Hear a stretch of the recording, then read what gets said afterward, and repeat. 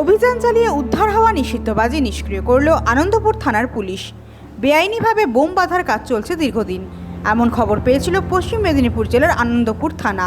সেই খবরের ভিত্তিতে গত বৃহস্পতিবার সন্ধ্যায় কেশপুর ব্লকের 2 নম্বর অঞ্চলের অন্তর্গত অকুলসারা গ্রামে হানা দেয় আনন্দপুর থানার পুলিশ। উদ্ধার করে বেশ কিছু নিষিদ্ধ বাজি। শুক্রবার সকালে বোম স্কোয়াড ও ফায়ার ব্রিগেডের যৌথ উদ্যোগে আনন্দপুর থানার পাশে জুগনির জঙ্গলে উদ্ধার হওয়া নিষিদ্ধ বাজি নিষ্ক্রিয় করা হয়।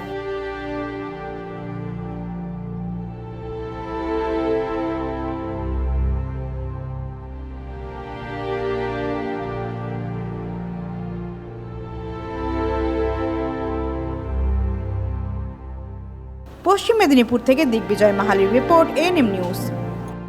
আরও খবরের আপডেট পেতে সাবস্ক্রাইব করুন আমাদের ইউটিউব চ্যানেলটি আর বেল আইকনে ক্লিক করুন নোটিফিকেশনস পেতে।